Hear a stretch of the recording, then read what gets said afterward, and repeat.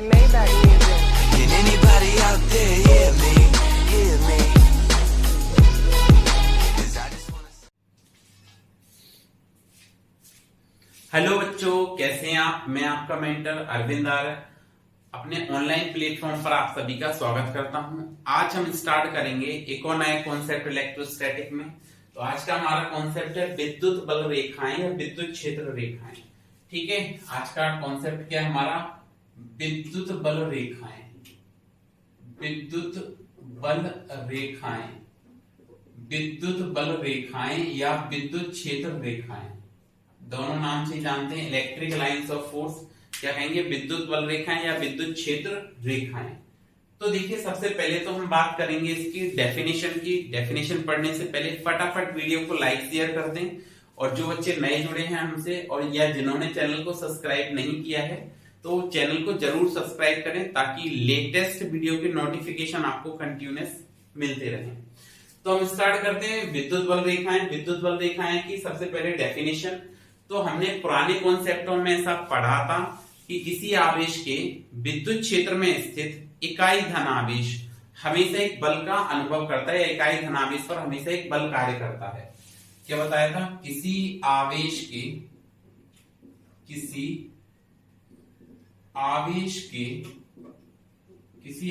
के विद्युत क्षेत्र में स्थित, किसी आवेश के विद्युत क्षेत्र में स्थित इकाई धनावेश हमेशा एक बल का अनुभव करता है। हमेशा इकाई धनावेश पर हमेशा एक बल कार्य करता है। ऐसे लिख लें, इकाई धनावेश पर हमेशा एक बल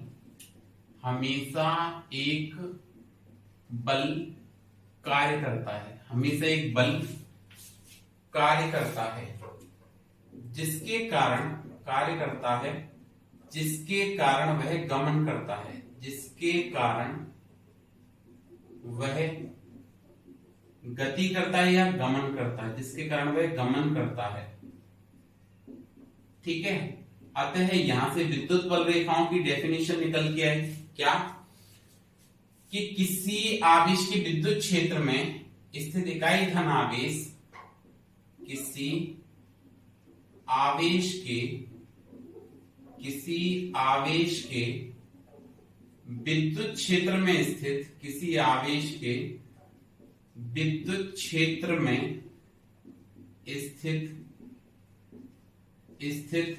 इकाई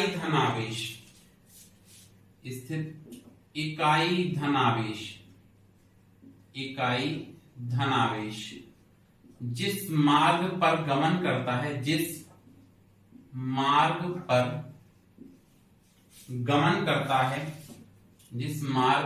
गमन करता है, या क्योंकि बल लगेगा तो एक निश्चित मार्ग को फॉलो करेगा।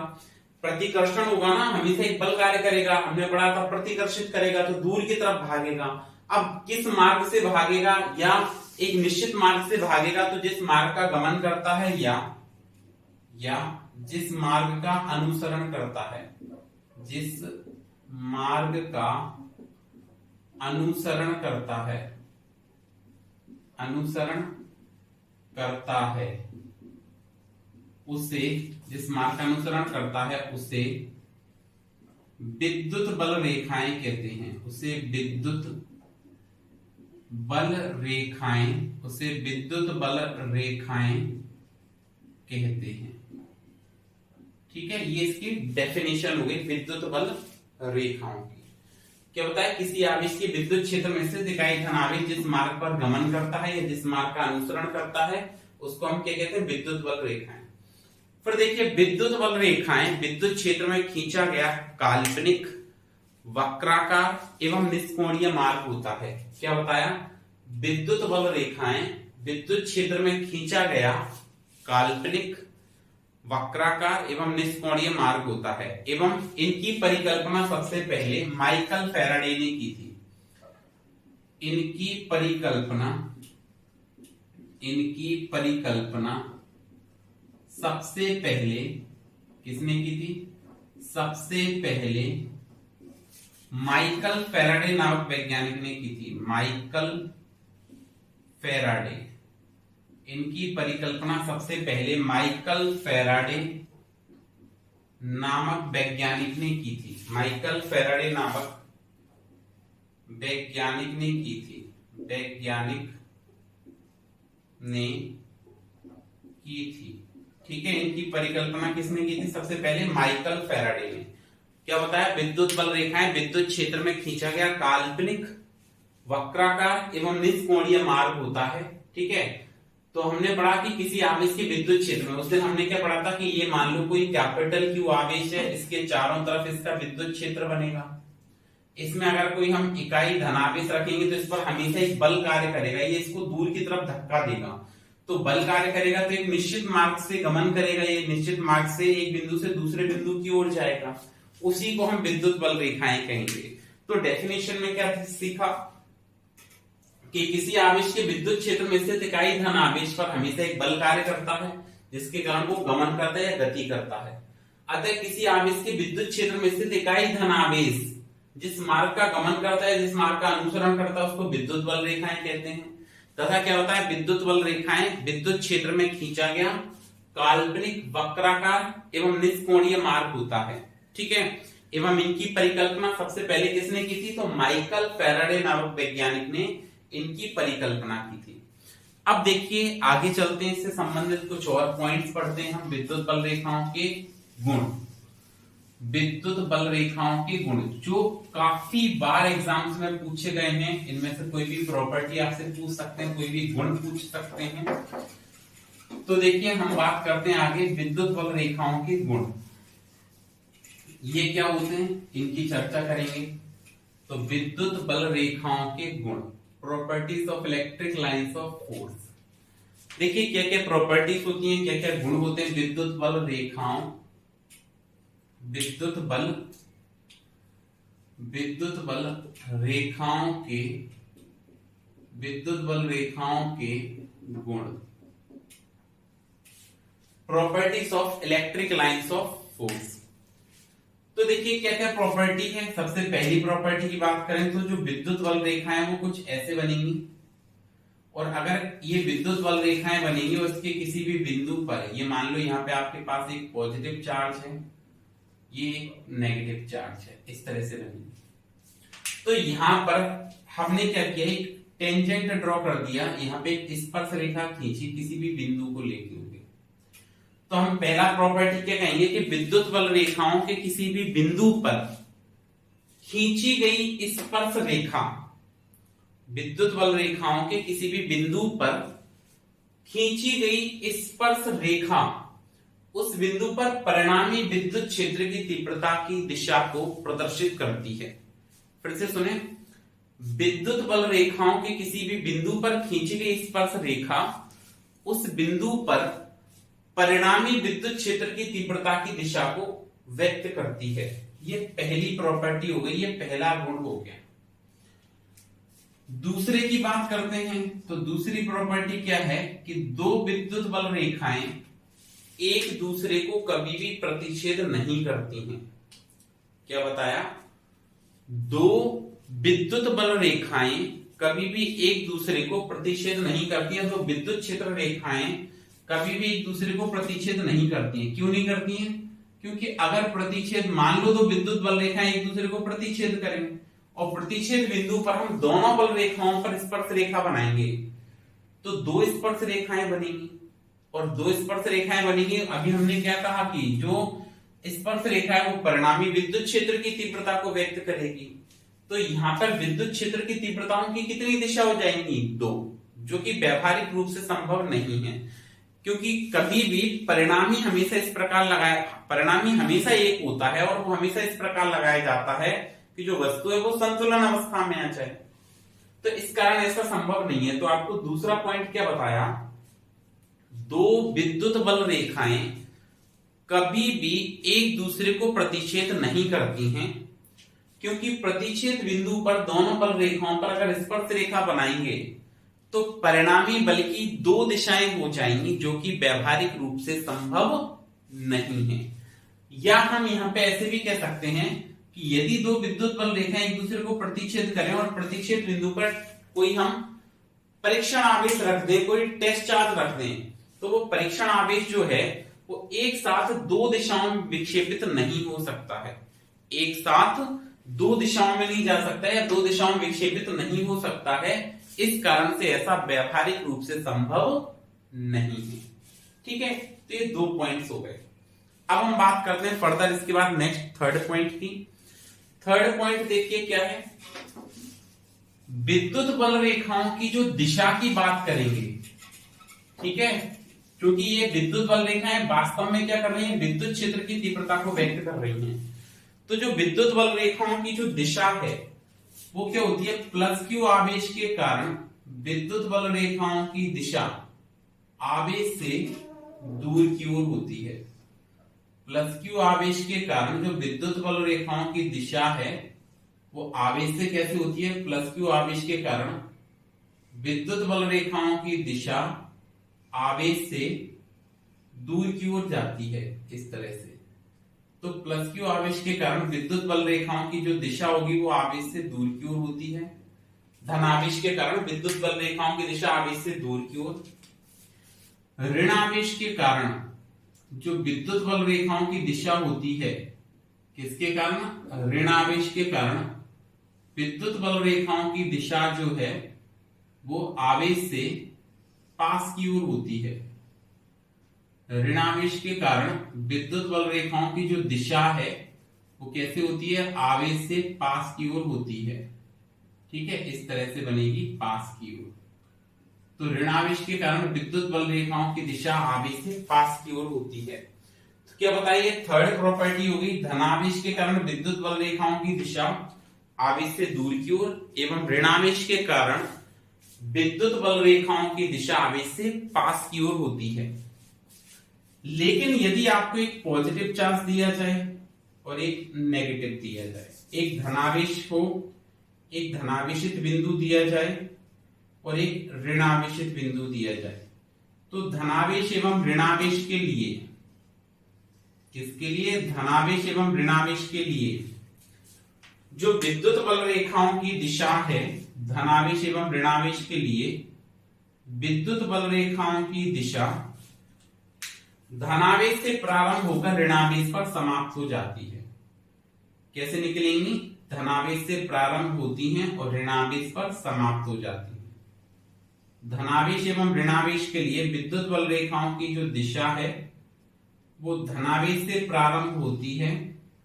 किससे प्रारंभ होती है, धनावेश से प्रारंभ होती हैं और कहां, ऋणावेश पर समाप्त हो जाती है। इस तरह से चलेंगी। ठीक है, फिर से सुने, जो विद्युत बल रेखाओं की दिशा है वो धनावेश के कारण आवेश से दूर की ओर एवं ऋणावेश के कारण आवेश से पास की ओर होती है, तथा धनावेश एवं ऋणावेश के लिए ये धनावेश से प्रारंभ होती हैं और ऋणावेश पर समाप्त हो जाती हैं। तथा ऐसे भी कह सकते हैं कि धनावेश के कारण बाहर की ओर, धनावेश के कारण आवेश से बाहर की ओर निकलती हुई प्रतीत होती हैं। धनावेश के कारण इनकी जो दिशा है वो आवेश से बाहर की ओर निकलती हुई प्रतीत होती है, आवेश से बाहर की ओर चलती हुई प्रतीत होती है। ठीक है, लेकिन धनावेश के कारण ऐसे आवेश से बाहर की ओर चलती हुई लगती है। लेकिन ऋणावेश के कारण इनकी दिशा आवेश से पास की ओर जाती है। ऋणावेश के कारण जो इसकी दिशा है वो कैसे जाती है, आवेश से पास की ओर जाती है, इस तरह से जाती है। सॉरी, ये आवेश से कैसे जाती है, पास की ओर। तो इस तरह से ये पास की ओर बनेगी। तो क्या बताया, जो विद्युत बल रेखाओं की दिशा है वो धनावेश के कारण आवेश से दूर की ओर, ऋणावेश के कारण आवेश से पास की ओर एवं धनावेश एवं ऋणावेश के लिए इनकी दिशा धनावेश से प्रारंभ होकर ऋणावेश पर समाप्त हो जाती है। कैसे, धनावेश से प्रारंभ होती है और ऋणावेश पर समाप्त हो जाती है। ठीक है, इस प्रकार ये विद्युत बल रेखाओं की हम दिशा बना सकते हैं। लेकिन अगर आपने कभी भी कोई सेम नेचर चार्ज लिया, मान लो ये भी प्लस क्यू हो गया और इधर ये भी आपके पास प्लस क्यू हो गया। अब अगर आपसे पूछें कि दिशा कैसे बनेगी, तो अब विद्युत बल रेखाओं की जो दिशा है वो कुछ इस प्रकार से बनती है कि बीच में हमको कोई बल रेखाएं प्राप्त नहीं होंगी। यहां पे ऐसे बनेगी दूर की ओर, ऐसे निकलेंगी ये दूर की तरफ जाएंगी इस तरह से, और अगर हम देखें तो इस तरह से निकलेंगी ये दूर की ओर इस तरह से, ठीक है, ऐसे दूर की ओर निकलती हुई नजर आएंगी। सेम यहां पे भी बात करें तो ऐसे दूर की ओर निकलती हुई नजर आएंगी, ऐसे इस तरह से ये दूर की ओर जाएंगी, इधर भी ये दूर की ओर जाएंगी ऐसे,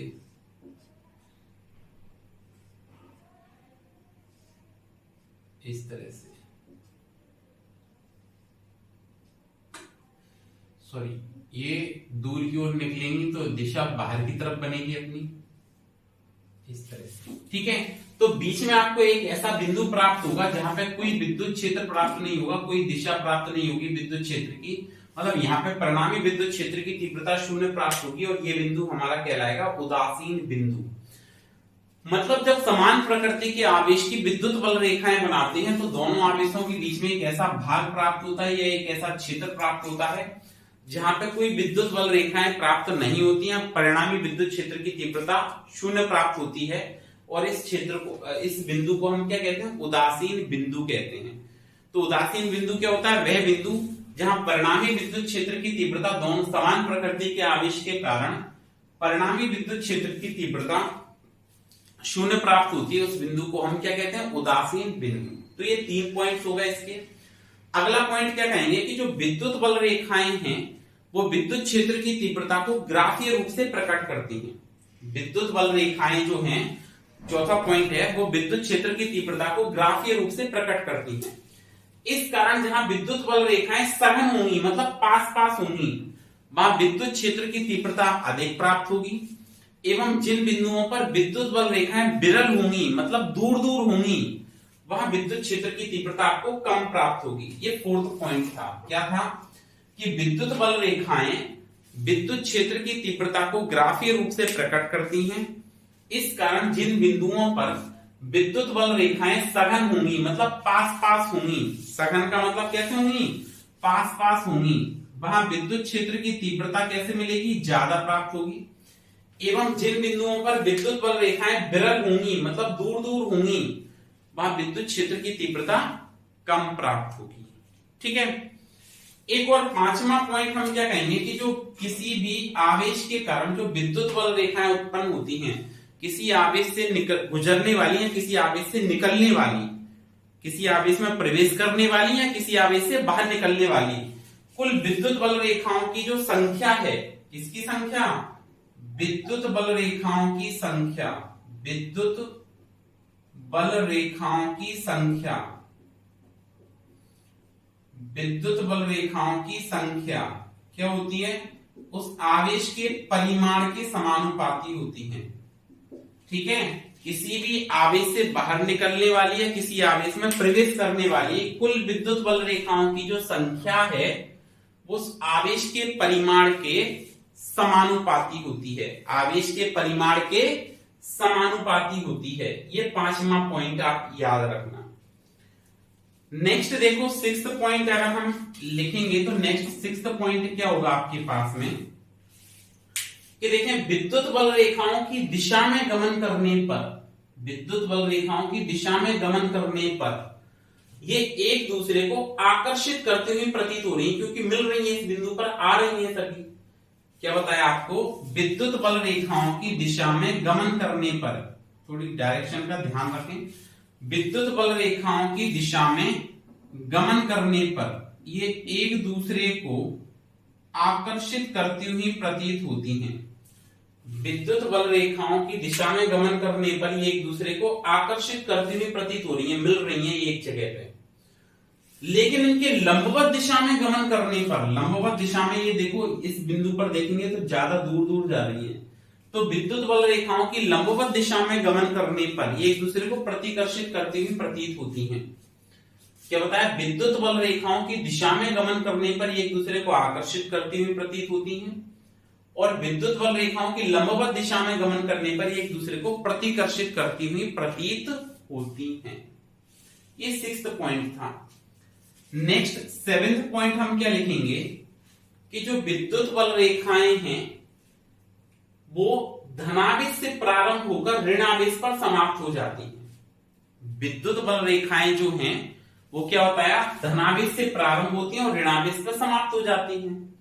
ये कभी भी चालक के अंदर से प्रवेश नहीं करती, इस आवेश के अंदर से प्रवेश नहीं कर रही है, इस आवेश के अंदर से प्रवेश नहीं कर रही है।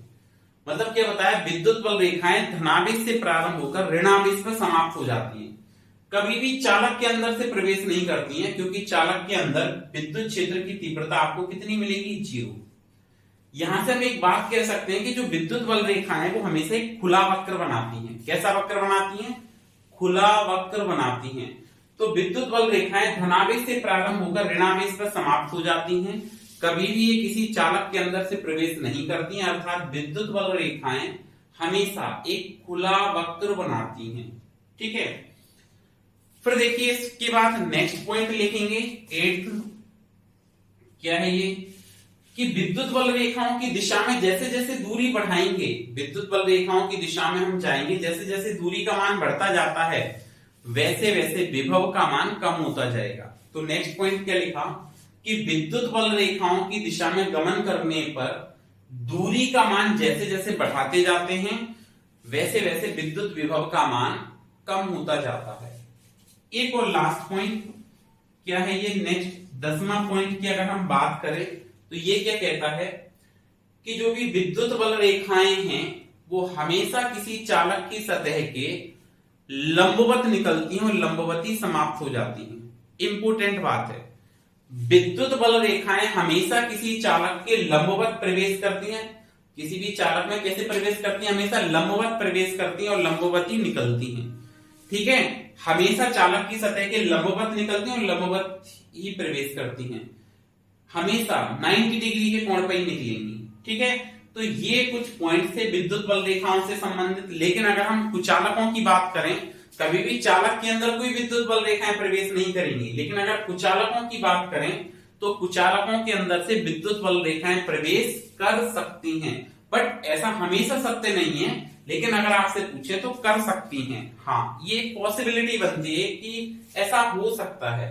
ठीक है, तो ये विद्युत बल रेखाएं और विद्युत बल रेखाओं के गुण थे, बड़ा इंपॉर्टेंट कॉन्सेप्ट था। तो आज के लिए इतना ही, फिर मिलते हैं कल एक और नई क्लास में। तब तक पढ़ते रहिए, सुरक्षित रहिए। Thank you.